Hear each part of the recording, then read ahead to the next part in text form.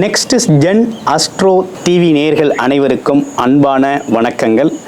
உங்கள் வாழ்க வளமுடன் ஜோதிடர் குருச்சுந்தர வடிவேல். புத்தாண்டு 2024 தமிழ் புத்தாண்டு நல்வாழ்த்துக்கள். புத்தாண்டு அப்படின்னு எடுத்துக்கிட்டோம்னாலே மகிழ்ச்சி அதிகரிக்கக்கூடிய, சந்தோஷம் அதிகரிக்கக்கூடிய ஒரு அற்புதமான நிகழ்வு அப்படின்னு சொல்லணும். இந்த வருடத்தோட தொடக்கம் அப்படிங்கிறது குரோதி வருடத்தில் தொடங்குது. குரோதி வருடத்தை பொறுத்த வகையில் கிரக நிலைகள் எப்படி இருக்குது அப்படின்னு பார்த்துக்கிட்டோம்னாக்க, விருச்சிக லக்கணம் விருச்சிக லக்கணத்திலையும், ராசி பார்த்தீங்கன்னா மிதுன ராசிலையும் வர்றதுனால, மிருகசீட நட்சத்திரத்திலையும் உதயமாகிறதுனால என்ன மாதிரி விஷயங்கள் இருக்குது அப்படின்னு பார்த்தோம்னாக்க, டெக்னாலஜி துறைகள் முன்னேற போகுது அப்படிங்கிறதும், பெண்களுக்கு சாதகமான சூழ்நிலைகள் வருது அப்படிங்கிறதும், தங்கத்தின் விலையேற்றம் அதிகமாக இருக்குது அப்படிங்கிறதும், அதே போல் பயங்கரவாதங்கள், அது மட்டும் பார்த்தீங்கன்னாக்க போராட்டங்கள், இந்த மாதிரி விஷயங்கள்லாம் அதிகரிக்க போகுது. அரசியல்வாதிகளுக்கு கொஞ்சம் கண்டங்கள் ஏற்பட போகுது அப்படிங்கிற மாதிரி இந்த வருடத்தோட தொடக்கத்தில் பஞ்சாங்கங்களில் குறிப்பிட்டிருக்கு. அது இல்லாமல் வேற என்ன சிறப்பு நிகழ்வுகள் இருக்குது அப்படின்னு பார்த்தோம் அப்படின்னு கேட்டிங்கனாக்க, தொழில்நுட்பம் அப்படின்னு சொல்லக்கூடிய விஷயங்கள்லாம் நல்லா முன்னேற போகுது. அது மட்டும் இல்லாமல் அதன் சார்ந்து பார்த்தீங்கன்னாக்க சாஃப்ட்வேர் துறைகள், கணினி துறைகள்லாம் பார்த்தீங்கன்னா நல்ல முன்னேற்றம் அடையக்கூடிய காலகட்டமாக இந்த காலகட்டம் இருக்குது அப்படிங்கிற மாதிரி இருக்குது. இந்த கிரக நிலையை அடிப்படையை வைத்து இந்த குரோதி வருடத்திற்கு உங்களுக்கு எப்படி இருக்கும், ஒவ்வொரு ராசிக்கும் எப்படி இருக்கும் அப்படிங்கிறத பற்றி இந்த புத்தாண்டு சிறப்பு பலனாக உங்களோட ராசிக்கு எப்படி இருக்குன்னு பார்க்க போகிறோம். மகர ராசியை பொறுத்த வகையில் இந்த குரோதி வருடத்தின் பலன்கள் எப்படி இருக்க போகுது அப்படிங்கிறத பார்க்குறோம். இப்போ மகர ராசி அப்படின்னு எடுத்துக்கிட்டோம் அப்படின்னு கேட்டிங்கனாக்கா, சனி பகவானோட ஆதிக்கம் அதிகம் நிறைந்த ராசிகளில் மகர ராசி அப்படிங்கிறது முதல் ராசியாக இருக்குது. அதுவும் பார்த்தீங்க அப்படின்னா பெண் ராசியாக இருக்குது. உங்களுக்கு உத்திராடம், திருவோணம், அவிட்டம் அப்படிங்கிற 3 நட்சத்திரங்களை கொண்டது தான் மகர ராசி. அப்போ என்ன விதமான காரகங்கள் இருக்குது அப்படின்னு பார்த்தா, சூரியன், சந்திரன், செவ்வாய், இந்த கூட்டணி அமைப்புகளோட சேர்ந்தது தான் இந்த சனி பகவானோட ஆதிக்கம் கொண்ட மகர ராசி. மகர ராசியை பொறுத்தவரையில் பார்த்தீங்கன்னா, கடந்த காலங்களில் 7.5 சனி பாதிப்பு ரொம்ப அதிகமாக பாதிக்கப்பட்ட நபர்களில் பார்த்தீங்கன்னா மகர ராசி அன்பர்களும் ஒருத்தங்க. வருமானம் இல்லாமல், குடும்பத்தில் பெரிய பிரச்சனை, இப்படிப்பட்ட பல்வேறு சிக்கல்களை சந்தித்தவங்க நம்ம மகர ராசி அன்பர்கள். மகர ராசி அன்பர்களுக்கு இந்த குரோதி வருடம் பார்த்தீங்க அப்படின்னு கேட்டிங்கன்னா, ராசி அதிபதி 2ல் தனித்து இல்லாமல் செவ்வாய் பகவானோட சேர்ந்து இருக்கிறார்.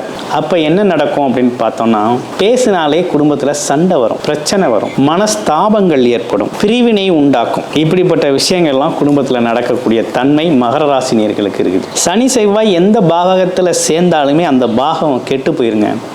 இப்போ 2ஆம் இடம் உங்களுக்கு கெட்டு போச்சு.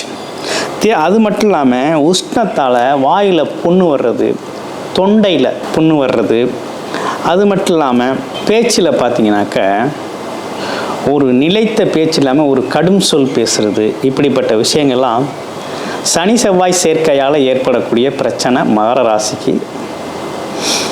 அடுத்து 3ஆம் இடத்துல இருக்க ராகு, சூரியன், புதன், இதனால் என்ன நடக்க போகுது அப்படின்னு பார்த்தீங்கன்னாக்க, ஒரு பெரும் பணம் சேரும்.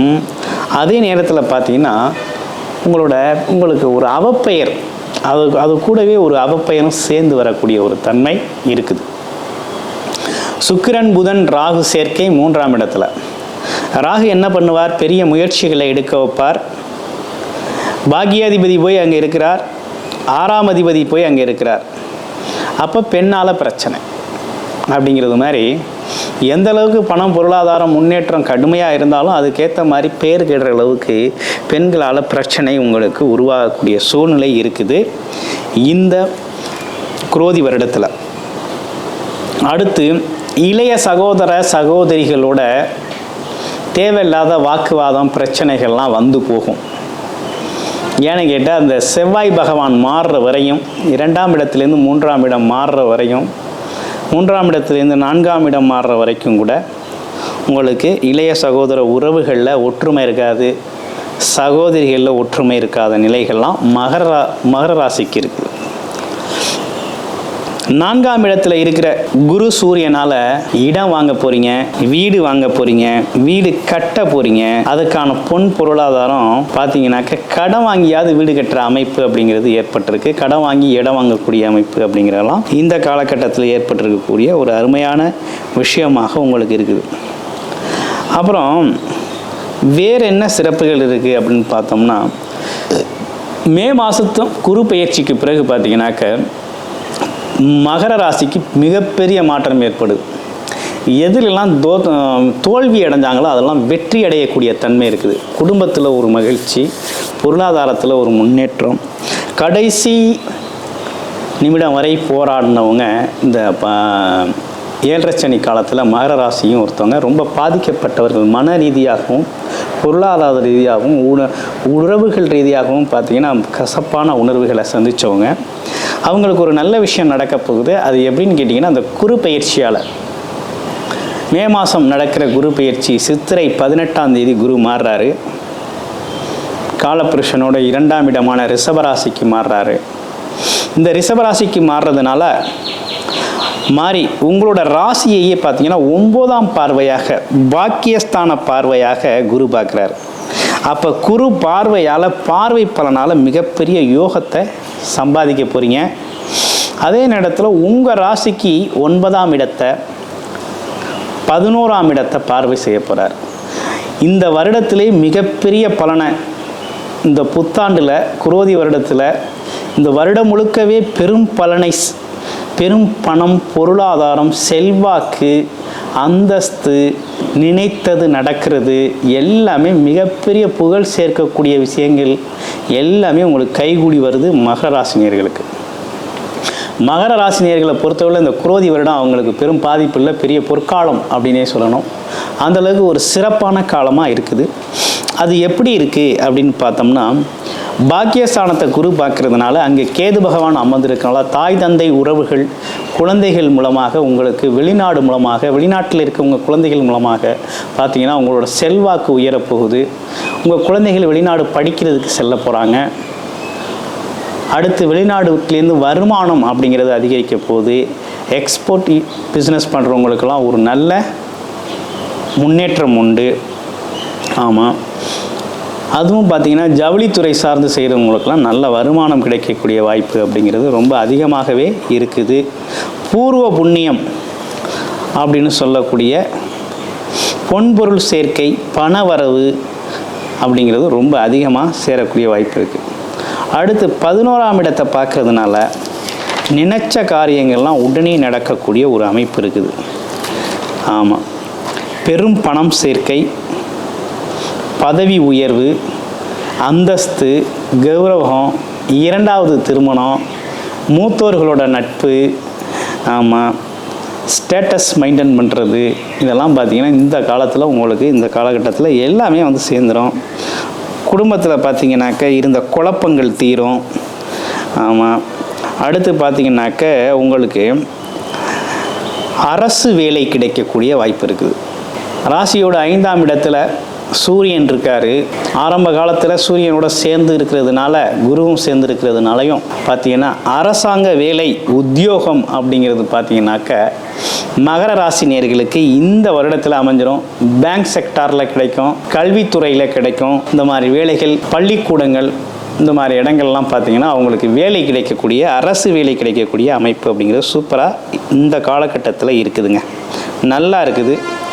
அதே நேரத்தில் ஐடி துறையில், மீடியாவில் ஒர்க் பண்ணுறவங்க, இவங்களுக்கெல்லாம் நிறைய வாய்ப்புகள் கிடைக்கிது. நல்ல வருமானமும் வரக்கூடிய வாய்ப்பு இருக்குது. அடுத்து பார்த்தோம்னா ஸ்டாக் மார்க்கெட்டு, லாட்டரி யோகம், எதிர்பாராத அதிர்ஷ்டங்கள் அப்படின்னு சொல்லக்கூடிய திடீர் அதிர்ஷ்டம்லாம் உங்களுக்கு இந்த காலகட்டத்தில் கிடைக்கும். ஆக மொத்தத்தில் பார்த்தோம் அப்படின்னா இந்த மகர ராசி குரோதி வருடத்தில் மிகப்பெரிய முன்னேற்றத்தை சந்திக்க போகிறாங்க. மிகப்பெரிய பொருளாதாரத்தை ஈட்ட போகிறாங்க. குடும்ப வாழ்க்கையில் மிகப்பெரிய மகிழ்ச்சி, சந்தோஷம், கௌரவம், அந்தஸ்து, குழந்தைகளின் உயர்கல்வி, குழந்தைகளுக்கு நடக்க வேண்டிய சுப காரிய நிகழ்வுகள் அனைத்தும் ரொம்ப சிறப்பாக செய்ய போகிறீங்க.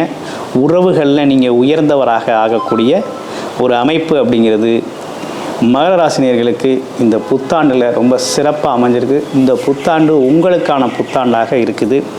மகர ராசியை பொறுத்தவரையில் உத்திராட நட்சத்திரத்துக்கு எப்படி இருக்கும் அப்படின்னு பார்த்தோம் அப்படின்னு கேட்டிங்கனாக்க, உத்திராட நட்சத்திரத்துக்கு அரசாங்க வேலை கிடைக்கும். அம்மா வழியிலேருந்து உதவிகள் இருக்குது. புது வீடு கட்டுவீங்க, புது இடம் வாங்குவீங்க, சிறு பயணம் செல்வீங்க, உயர்கல்வி படிக்கிறதுக்கு குழந்தைகள் போவாங்க. அடுத்து திருவோண நட்சத்திரத்துக்கு எப்படி இருக்குது அப்படின்னு பார்த்தோம் அப்படின்னு கேட்டிங்கன்னாக்கா, வேலை கிடைக்கும், எதிர்பார்த்த வேலை கிடைக்கும், எதிர்பார்த்த சம்பளத்தில் வேலை கிடைக்கும். ஆமாம், அதே போல் பயணத்தால் லாபம் உண்டு. பல்வேறு தொழில் வாய்ப்புகள் இருக்கும். அதுவும் ஓட்டல் தொழில் பண்ணுறவங்க, நீர் சார்ந்த தொழில் செய்கிறவங்க, அவங்களுக்கெல்லாம் பார்த்தீங்கன்னாக்க நல்ல வருமான வாய்ப்புகள் உண்டு. டிரைவர் வேலை பார்க்குறவங்களுக்கு வெளிநாட்டில் வேலை கிடைக்கும். அதுக்காக முயற்சி செஞ்சவங்களுக்கு உடனே கிடைக்கக்கூடிய வாய்ப்பு இருக்குது. அவிட்ட நட்சத்திரத்துக்கு எப்படி இருக்குது அப்படின்னு பார்த்தோம்னாக்க, அவிட்ட நட்சத்திரத்துக்கு வாக்கு பலிதம் ஏற்படும். அடுத்து குடும்பத்தில் மகிழ்ச்சி அதிகரிக்கும். குடும்ப உறுப்பினரோட தேவைகளை அதிகப்படுத்துவீங்க, சேமிப்பீங்க, முதலீடு செய்வீங்க. 2-3 வருமானங்களை உருவாக்கக்கூடிய வாய்ப்புகள் இருக்குது. இந்த மாதிரி விஷயங்கள்லாம் நடந்துடும். 2வது திருமணம் நடக்கும். அண்ணன் உங்களுக்கு ரொம்ப உதவி செய்வார். இந்த மாதிரி விஷயங்கள்லாம் அருமையாக நடக்கக்கூடிய ஒரு அற்புதமான வருடமாக மகர ராசி நேயர்களுக்கு இந்த குரோதி வருடம் அமைஞ்சிருக்குது. இப்போ பார்த்த பலன்கள் அனைத்தும் கோச்சார அடிப்படையில் பொது பலனாக நம்ம பார்த்துருக்கோம். இந்த பொது பலன்கள் பார்த்திங்கன்னா, உங்களோட ராசி, லக்னம், நட்சத்திரம் என்ன, நட்சத்திர பாதம் என்ன, இப்போ என்ன தசாபுத்தி நடக்குது, விதி என்ன விதமான கர்ம பலன் அனுபவிக்க வந்திருக்கீங்க, அது எந்தெந்த காலகட்டத்தில் அதை செய்யணும் அப்படிங்கிற தசாபுத்தி அமைப்புகளை பார்த்து முயற்சிகளை எடுங்க. அதற்கான வெற்றி உங்களுக்கு ரொம்ப பக்கத்திலே இருக்குது. ஆலோசனைக்கு டிஸ்பிளேயில் தர்ற நம்பருக்கு கால் பண்ணி அப்பாயின்மெண்ட் ஃபிக்ஸ் பண்ணிக்கோங்க. உங்களோட முழு ஜாதகத்தையும் நீங்கள் யார், எந்த நேரத்தில் என்ன மாதிரி முயற்சி எடுக்கலாம், எது உங்களுக்கு சாதகமாக இருக்குது, பாதகமாக இருக்குது அப்படிங்கிறத விரிவான தெளிவை பெற்று உங்கள் வாழ்க்கையை வளமாக்கிக்கோங்க. அனைவருக்கும் இனிய தமிழ் புத்தாண்டு நல்வாழ்த்துக்கள் மகர ராசி அன்பர்களே.